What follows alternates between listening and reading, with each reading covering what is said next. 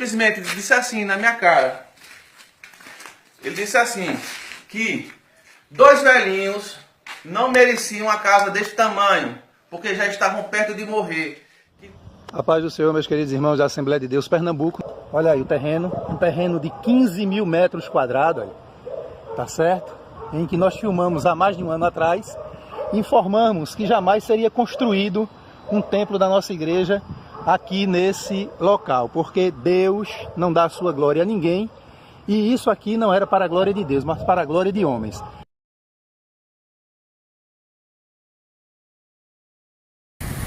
Escândalo na Igreja Assembleia de Deus e EADPE, 300 milhões de reais arrecadados em 2012 para a construção do megatemplo. E a pergunta que os membros estão fazendo é esta: onde está este dinheiro?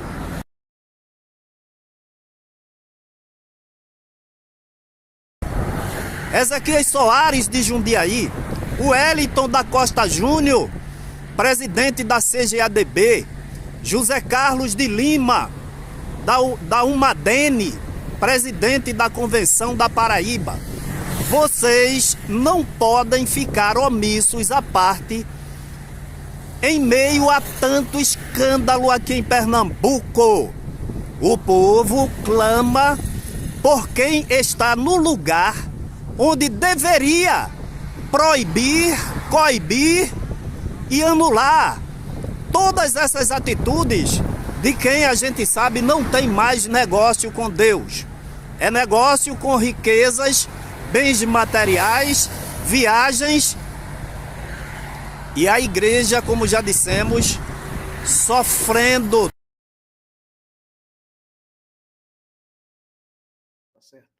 Há um tempo atrás, foram recolhidos aí, fizeram um mutirão recolhendo dinheiro para construir um mega templo aí. Irmão Josué, o senhor sabe por que esse mega templo aí ainda não foi construído? O senhor sabe por quê? Sei, meu amigo. Sei, meu amigo Eric, meu irmão Eric. Olha, para você e para os que estão ao vivo, e para aqueles que haverão de assistir depois de uma semana, um mês, 6 meses, um ano, 2 anos. Por que esse templo não foi construído? Em primeiro lugar, porque satisfaria a um desejo megalomaníaco de orgulho e de confirmação de poder do gestor presidente. Veja, esse templo eu recebi de um irmão, não é? E você sabe que hoje nós temos evangélicos trabalhando em órgãos públicos e conhecem algumas coisas que às vezes você pensa que eles não conhecem. Tá certo? Então, veja, esse projeto da igreja, esse projeto, acompanha o Memorial Descritivo. E o Memorial Descritivo é onde ele descreve todas as minúcias do projeto da igreja, inclusive cronograma de obras, não é? Todos os detalhes, aprovações, dimensões, desenhos, não só os desenhos, né? Como os cálculos, o número de pessoas, de vagas, de estacionamento, ou seja, todos os detalhes. E o irmão mandou para mim esse projeto. Eu tenho, inclusive publiquei no meu canal. Então, por que ele não foi construído? Primeiro, mesmo sendo, meu amigo, arrecadado milhões e milhões de reais, esse templo não serviria para a glória de Deus, e sim para a glória do gestor presidente e dos políticos de então, que diante da igreja, em uma grande ação festiva, prometeu que seria construído, Érico. Agora, como construído, Érico? Com base na oração? Não. Com base no desejo de louvar e engrandecer a Deus? Não. Com base no poder econômico, na possibilidade de se eleger? Está entendendo? E diga-se de passagem, diante de tudo que ocorreu, há, assim, indícios de que esse templo seria construído com dinheiro de propina. Você lembra-se da Lava Jato? Você lembra da Lava Jato? Qual foi a empresa que foi investigada, seus executivos foram presos, não é? Porque participavam do esquema de propina em obras públicas, não somente no Brasil, como fora do Brasil. Tá certo? Então, quem ganhou a licitação para construir esse templo com o aval do então governador? Essa dita cuja empresa. Porque havia um acordo, você sabe, um compromisso de se apoiar um candidato para presidente aqui em Pernambuco. E esse candidato foi quem prometeu, com todas as letras, que esse templo seria construído. Meu amigo, esse terreno está lá na Avenida Maribel, quem passa vai ver lá. Existiam grandes armazéns, foram demolidos os armazéns, e até hoje, o projeto foi aprovado em 2012. No cronograma de obras, ele estava para ser concluído, porque hoje é tudo estruturas pré-formadas, né? Você passa de manhã, não tem nada no terreno. Quando você chega no outro dia, eles levaram, através de poderosos guindastes, aqueles pilares pré-formados com as vigas, monta tudo. No outro dia, quando você chega, essa obra não estava aqui. Se monta e se fecha e depois se dá o acabamento. Então, apesar de ser uma obra, Eric, que ia ter hotel, um prédio garagem de 5 andares, ia ter heliponto, o cronograma de obras estava para ser construído em 2 anos. Ou seja, começava em 2012 e terminava em 2014. E até hoje, esse terreno está lá, não tem uma só estaca. Então, essa é a história desse terreno, e para o qual foram arrecadados milhões e milhões de reais em campanhas diversas, e o pior é que o gestor presidente não construiu, não prestou conta e não dá satisfação. Sendo hoje, 2023, faz exatamente 11 anos que o projeto desse templo foi aprovado, meu amigo, porque foi aprovado em 2012. Entendi. Você vê cerca, se eu não me engano aí, eu vi aí, 300 milhões de reais. Já pensou, meu irmão? 300 milhões de reais. E eu tenho um documento, viu, Eric, dizendo que seria 300 milhões de reais a construção e que levaria 2 anos para a conclusão, desde a aprovação do projeto, que foi em 2012, até a sua efetiva conclusão. Portanto, a conclusão seria há 9 anos atrás. Irmão, 300 milhões de reais.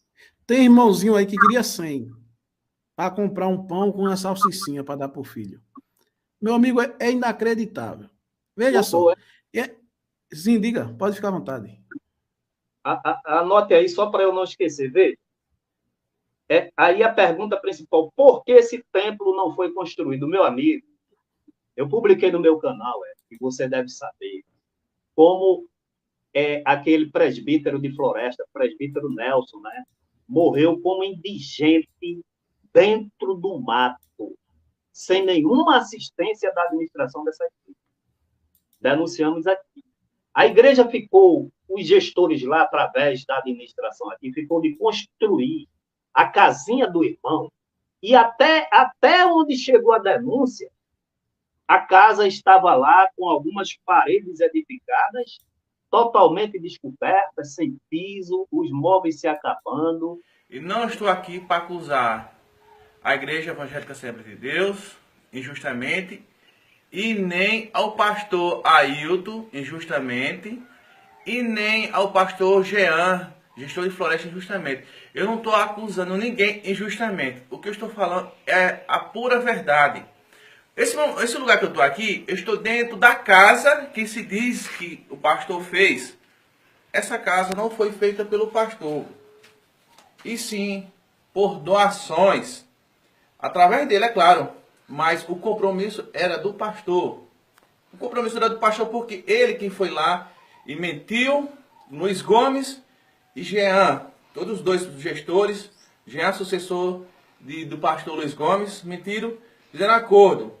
Luiz Gomes disse que papai vinha para a floresta, alugava uma casa, que essa casa estaria pronta em poucos dias.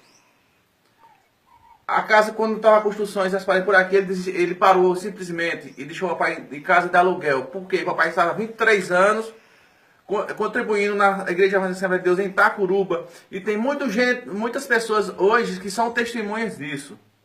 Entendeu? Que ele ralou lá. Como ele não prestou mais, deram um pé na bunda dele.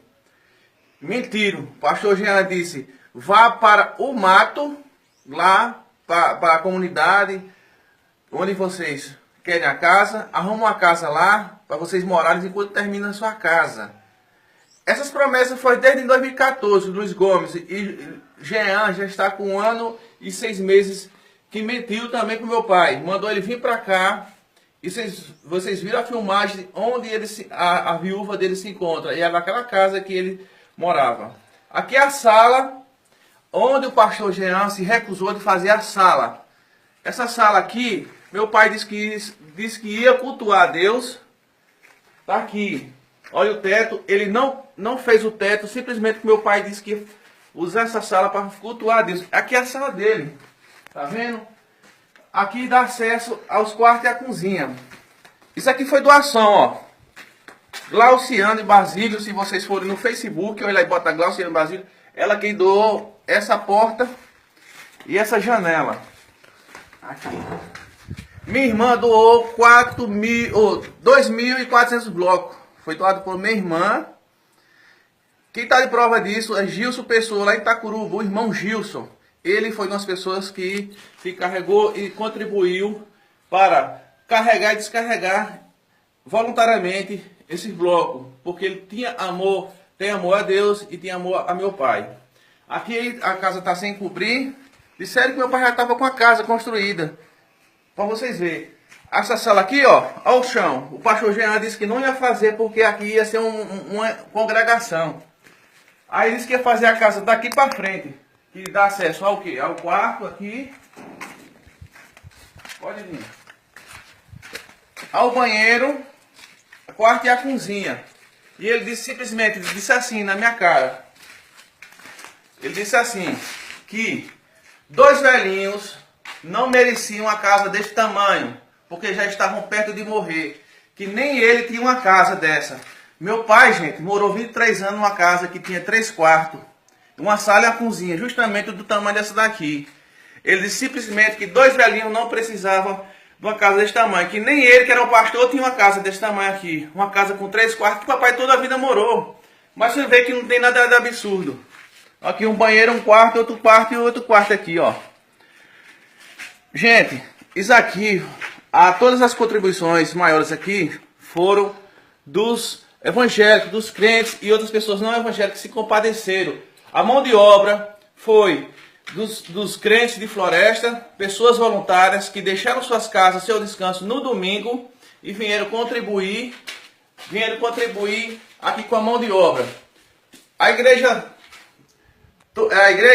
entrou uma contrapartida do telhado, porque foi o acordo que eles fizeram com o papai de as contribuições que eles davam de aluguel, água e luz e a feira, viesse para cá que eles iam terminar, concluir a casa. Compraram o telhado e botaram uma pedra em cima. Eu estou aqui dentro da casa deles, que disseram fake news, que criou, dizendo que para mostrar a casa. Está aqui. Eu não estou aqui com mentira não, para vocês verem. Essa casa está aqui há 4 anos e minha mãe está hoje sem casa para morar.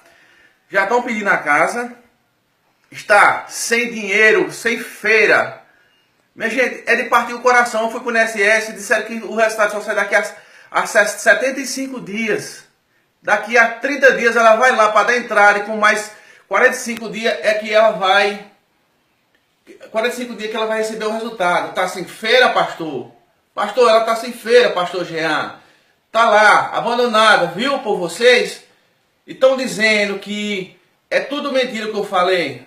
Meu pai, tá aqui um laudo médico. Vem aqui, por favor. Eu vou ler para vocês esse laudo médico aqui, dizendo porque uma vez que ele foi para o hospital pedir remédio, dizendo que meu pai foi pedir remédio porque eu não dava remédio. Tá aqui. Olha, José Nelson Santana, o atestado deles, tá vendo? Apresenta sintomas de delírios, paranoides, alucinações, distúrbio de atividade, agressividade, distúrbio do sono, distúrbio afetivo, caminhando bastante em estradas e confusão mental e desorientado em tempo e espaço. Eu quero dizer, minha gente, que ele, das vezes que ele saiu daqui para Carnalbeira, deram carona a ele sem saber, foi bater no hospital, procurando o Dr. Júnior, porque quem tem problema de Alzheimer, vem flashes. Esses flashes, algumas lembranças que vem, ele fica guardado. Então vocês sabem, meu pai tinha esses problemas devido à sua doença e foi abandonado aqui pela Igreja Evangélica de Deus na gestão do pastor Jean e pastor Luiz Gomes. Tá entendendo? Eu não estou aqui para acusar nem para atrapalhar o ministério de ninguém, não. Eu quero dizer a verdade. Denilson,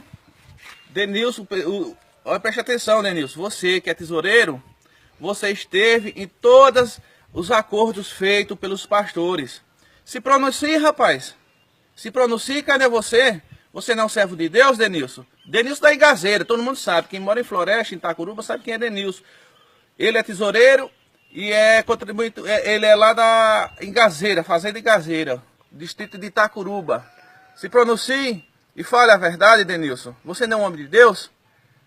Entendeu, pastor Jean, se oriente. Cadê o direito do meu pai, da minha mãe? Minha mãe está abandonada. E você, fake news, que está inventando essas mentiras, se você não ajuda, entendeu? Não atrapalhe. Que quem não atrapalha, ajuda. Eu não estou aqui para acusar ninguém justamente, não. Está aqui minha indignação e vou postar esse vídeo. E por favor, minha gente, quem puder contribuir com advogados, alguma coisa, vamos entrar nessa causa. Porque isso tem que acabar. Essa mentira nas igrejas tem que acabar. Essa hipocrisia. Isso é hipocrisia.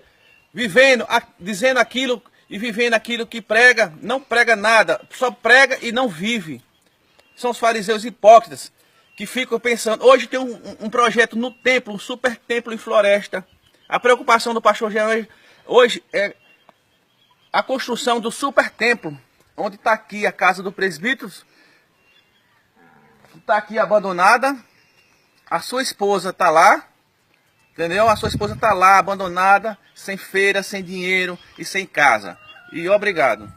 Ué, como é que um gestor presidente deixa de ver, meu amigo, uma necessidade dessa para investir? E o Nelson, o presbítero Nelson, era trabalhador dessa igreja desde a sua mocidade. Como é que ele larga esses obreiros, e não é o único no sertão, e gastaria 300 milhões de reais? Se você corrigir hoje, esse dinheiro dá mais de 1 bilhão de reais. E o povo passando fome e necessidade no sertão. E ele construindo, projetar esse templo com L. Suíte presidencial. Tá entendendo? É um absurdo, Érico. E, assim, né? Os membros, os crentes, o ministério, os pastores, não veem um negócio desse, não chamam, não fazem esse homem sentar, mostrar a ele que ele está errado, precisa acertar os passos, precisa baixar a visão ao nível de todos e deixar de olhar por cima, meu irmão. É isso, meu. É que nem o irmãozinho escreveu aqui, ó. Colocou aqui, ó. Isso aqui, ó. Esses cangulosos não se fartam. Eles são pastores que nada compreendem. Todos eles se tornam para o seu caminho. Cada um para a sua ganância. Cada um por sua parte. Isso é real. Quero levar o conhecimento de todos os evangélicos da Assembleia de Deus, né, do estado de Pernambuco, mas também a toda a sociedade brasileira e no território nacional. e, obviamente, todos aqueles que venham se interessar por este assunto. Eu quero dar algumas informações aqui sobre a construção do grande Templo das Assembleias de Deus no estado de Pernambuco. Olha, irmãos, são detalhes que a igreja deveria saber em primeira mão.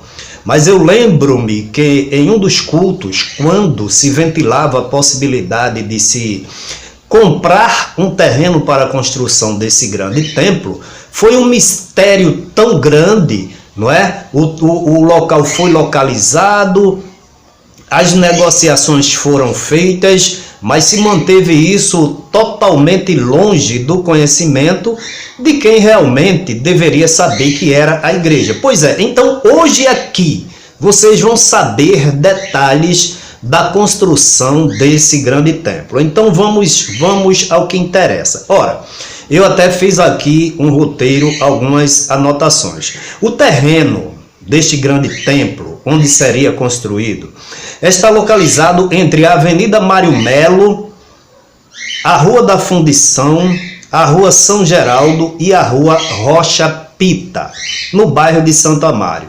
Esse terreno tem uma área total de 12.665,68 metros quadrados. Esse terreno, originalmente, ele era composto de 15 lotes de terreno.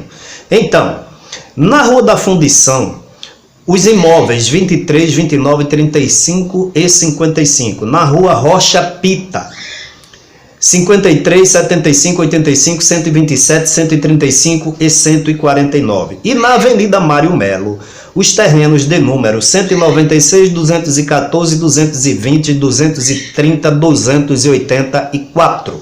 O interessante é que quando você puxa essa informação no Google, a informação está como Avenida Mário Melo, número 230, mas na realidade essa grande área é composta por 15 terrenos originalmente, ou era composta. Ora, esse empreendimento é um mega empreendimento aqui na cidade de Recife. Ele consta de duas edificações. O edifício do templo com 5 pavimentos e o edifício garagem com 17 pavimentos. Ora, o edifício do templo com 5 pavimentos, ele está distribuído, eu vou aqui falando e vocês procurem identificar no desenho que a gente posta aqui para vocês. Pavimento semi-enterrado. Ele era composto de uma galeria com 8 metros de largura, não é, na dimensão do templo, um hall e recepção. 5 auditórios, W6 e vestiários de funcionários, 2 depósitos e 186 vagas de estacionamento. O térreo. No térreo ficaria o púlpito com 2.010 cadeiras, assentos, a circulação e 2 baterias de sanitário. Acompanhe no desenho.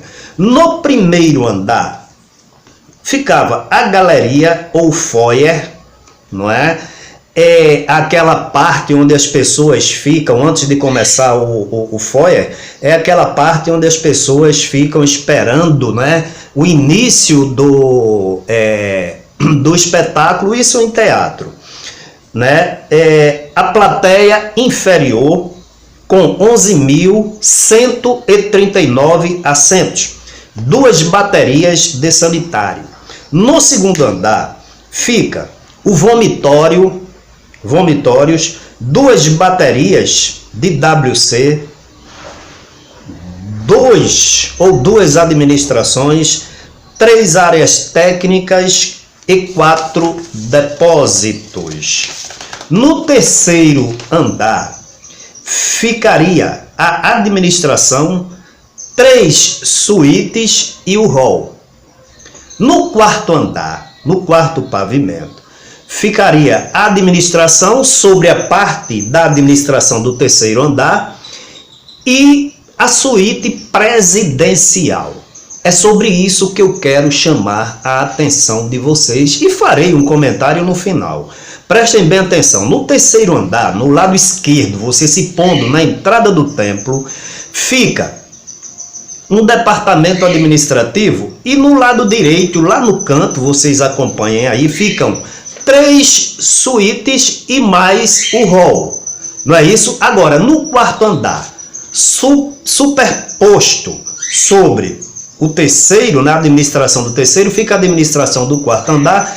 E do lado direito, agora, pasmem os senhores, uma área para a suíte presidencial. Área essa, conforme vocês veem aí no desenho, dá para ver, com uma área equivalente às 3 suítes e mais o hall do terceiro andar. Então, no quarto andar tinha uma verdadeira suíte presidencial. Ou seja, uma área equivalente a 3 suítes no terceiro andar. E para quem era essa suíte? Obviamente para o gestor presidente. No quinto pavimento fica a plateia superior com 11.584 assentos e o templo teria um total, entre algumas pessoas em pé, de 25.705 pessoas. O edifício garagem, que fica atualmente onde é a parte do estacionamento, no cruzamento da Avenida Mário Melo com a Avenida Cruz Cabugá, você tem um prédio com 17 pavimentos, onde 12 pavimentos para garagem com 396 vagas. Essa magnífica obra seria construída em 2 anos. Quem ganhou a licitação foi a Odebrecht, obviamente sob a coordenação, sobre a batuta do governador, não é? Amigo, como o gestor fala, amigo dele e parceiro da igreja. Então, com 2 anos, a partir do momento que esse empreendimento fosse aprovado pelos órgãos públicos, o templo seria inaugurado. E agora, lá no topo, vocês prestem atenção aí o que é que tem, um L ponto. Então, amados irmãos, prezados amigos, veja a megalomania, o luxo, a soberba, fruto de uma mente doentia que não conhece limites, e essa mente do gestor presidente. Gestor presidente Ailton José Alves, você precisa conhecer os obreiros do sertão. Eu conheço alguns obreiros que dão manutenção nos templos, que fazem ampliação, reformas necessárias em templos humildes com os seus parcos salários e passam necessidade. Aqui na capital temos depoimento de irmãos que há mais de 35 anos zelam os templos e, pasme os senhores, ganham simplesmente R$40 por semana. Ailton José Alves construiria esse mega empreendimento. Agora imaginem vocês o custo mensal de energia, de água, de manutenção e, obviamente, todo o custo envolvido na administração. De onde sairia esse dinheiro? Obviamente de quem está trabalhando, zelando, como ele fala, mais de 1.300 templos só em Recife, ganhando R$40, R$30. De onde saía esse custo? Dos seus dízimos e ofertas, que deveriam ser empregados para a manutenção da casa do Senhor, ou seja, socorrer o órfão, a viúva, algum irmão necessitado, os obreiros do campo. Mas não, Ailton José Alves, além de construir um mega patrimônio com fazendas, casa em condomínio fechado, casa no metro mais caro aqui de um bairro de Recife chamado Parnamirim, né? Os filhos com apartamento de cobertura a um valor de mercado com mais de R$1 milhão, mantendo filho nos Estados Unidos, filha na Europa, tudo isso com os seus dízimos e ofertas, e ele levando uma vida de rei, de príncipe. Então o que é que acontecia? O que é que aconteceria? Ailton José Alves, antes da pandemia, como denunciamos aqui, não é? Com até 10 viagens para o exterior por ano. Então, quando viesse, meus irmãos, enquanto você vem no metrô lotado, enquanto você vem no ônibus lotado, enquanto você vem na sua bicicleta ou no seu carro humilde, entendeu? Ailton José Alves viria para o aeroporto, o helicóptero já estava esperando ele lá, ele viria, pegaria o helicóptero numa vida soberba, altiva, descia nesse heliponto aí que você viu aí no templo e tranquilamente se instalaria na suíte presidencial com a área de 3 vezes as suítes do 3º andar. É pouco. Quando ele fosse viajar, nada de Uber, nada de carro via rodoviário, simplesmente subia para o heliponto, pegava o helicóptero e iria para o aeroporto. Entendeu? Então vamos lá, voltou de viagem, ou mesmo no dia a dia, pegaria o helicóptero lá em cima, tá certo? Na cobertura desse templo, iria ou para a aldeia, onde ele tem uma mega mansão, ou para a fazenda dele, lá em Sairé, conforme já denunciamos aqui, compreendeu? Está aí, megalomanias do gestor presidente, ou por outra, para o Parnamirim, onde ele comprou também uma mega mansão, e você, me desculpe a expressão, se esborrachando para pagar dízimos e ofertas para a manutenção da casa do Senhor e sendo utilizado por esse gestor, seus familiares e seus pastores mais chegados para levarem uma vida de luxo. Então, está aí a situação. Eu vou dar uma informação aqui, depois eu vou estratificar isso direitinho. Em uma das informações, nós vamos fazer o seguinte, olha, testemunhas, Jonatas Renato, alegou que se pagava R$1 milhão, 12 parcelas de R$1 milhão para a compra desse terreno. Gemima, em seu depoimento, se não me falha a memória, falou que dinheiro foram arrecadados para a compra desse terreno.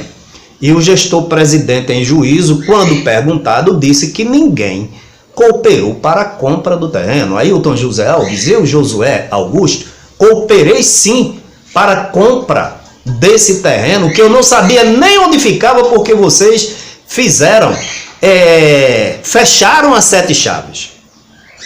Obviamente, os detalhes que eu dei agora dessa construção, a igreja deveria saber em primeira mão, deveria ser submetido à assembleia, mas ninguém sabe.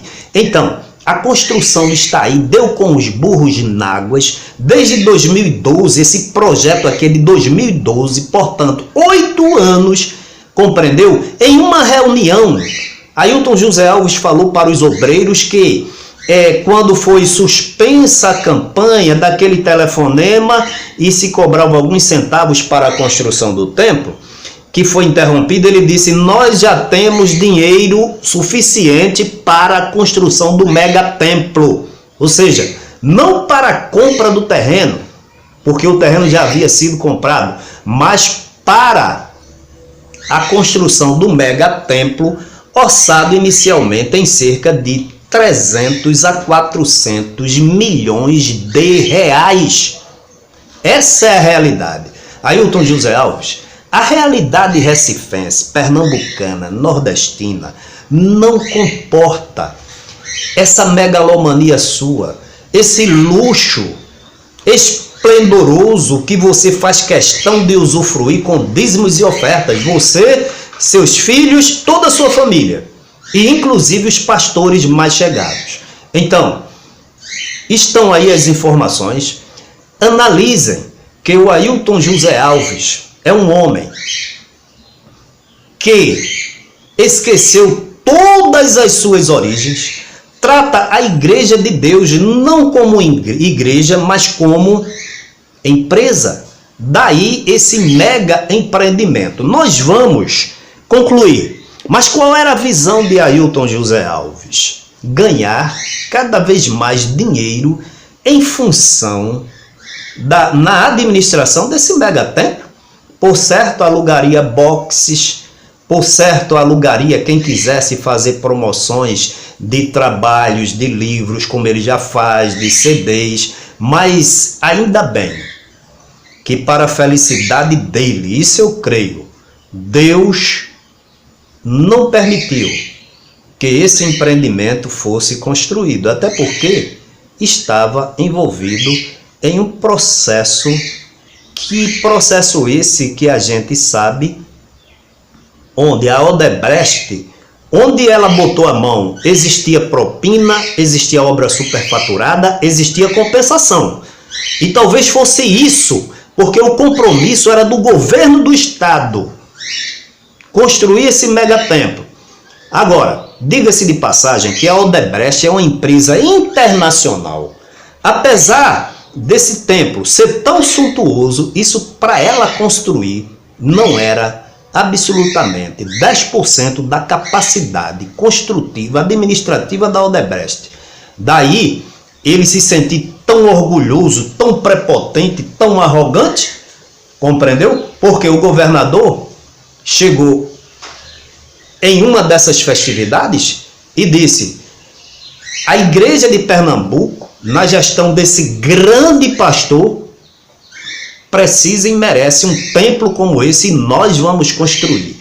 Palavras do senhor Eduardo Campos. Mas Deus, que é o dono da igreja,